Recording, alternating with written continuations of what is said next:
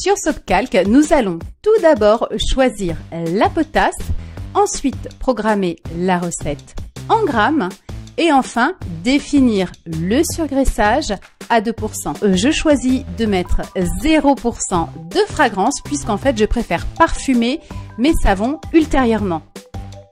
Ensuite, je descends dans le petit menu déroulant pour trouver les huiles de ma recette.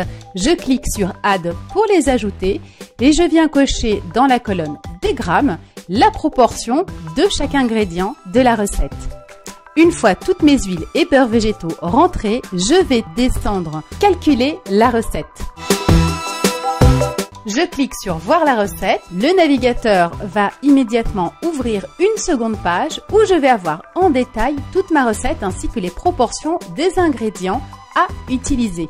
Je trouve donc dans le champ en bleu turquoise le nombre de grammes d'eau à utiliser, suivi de la ligne rose qui indique le poids de potasse. Je trouve un petit peu plus bas le récapitulatif de mes ingrédients avec leur quantité et aussi des indices sur la qualité du savon obtenu avec des indices précis qui me disent si je me trouve un petit peu dans les bonnes fourchettes pour obtenir une recette équilibrée. J'ai également une petite partie en bas à gauche pour agrémenter quelques notes si je veux me rappeler de certains éléments que je veux éventuellement ajouter dans mon savon. Et j'ai même l'option d'imprimer mon document. Je clique sur Print et je suis dans une nouvelle fenêtre où je vais pouvoir tout simplement lancer l'impression de ma recette.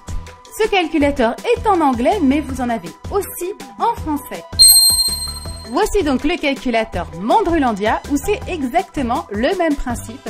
Je vais rentrer dans le menu déroulant mes ingrédients, indiquer leur quantité respective en grammes, sélectionner ensuite le surgraissage à 2% et indiquer que mon savon est à la potasse. Comme on le voit, j'obtiens directement un résultat qui m'indique le poids de potasse préconisé ainsi que celui de l'eau.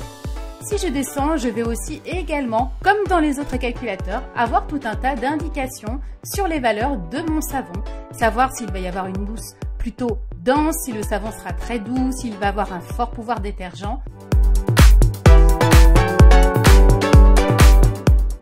Passons à un autre calculateur en langue anglaise, celui de Blanberry. Je le trouve avec un design un peu plus moderne, mais c'est toujours le même principe. Je choisis d'abord, en précisant qu'il s'agit d'un savon liquide, j'indique que je veux une unité en grammes et enfin son surgraissage. Je valide et je vais rentrer le poids de mes ingrédients respectifs. Dernière étape, je descends tout en bas de la page et j'appuie sur Next pour avoir la suite.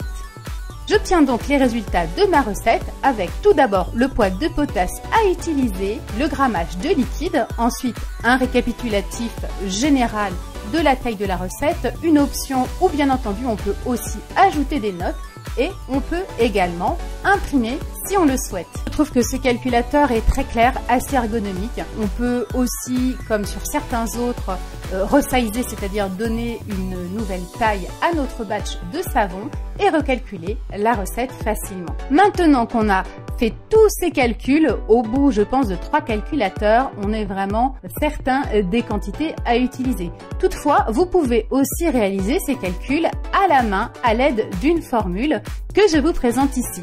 En comparant les résultats obtenus par les différents calculateurs, on se rend compte que la proportion d'eau change vraiment. Cela dépend de la concentration. J'utilise le poids mentionné de potasse que je multiplie généralement par 2,4 pour obtenir ma proportion de liquide de dissolution. Pour cette recette à proprement parler, je vais donc utiliser 300 g de liquide de dissolution.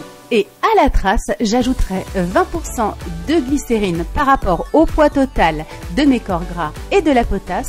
Et ensuite, une dissolution à base de sirop alcoolisé qui équivaut généralement à 40% du poids total de corps gras et de potasse. J'espère que ce petit tutoriel pour prendre en main plus facilement les calculateurs, y compris ceux en langue étrangère, aura pu vous être utile.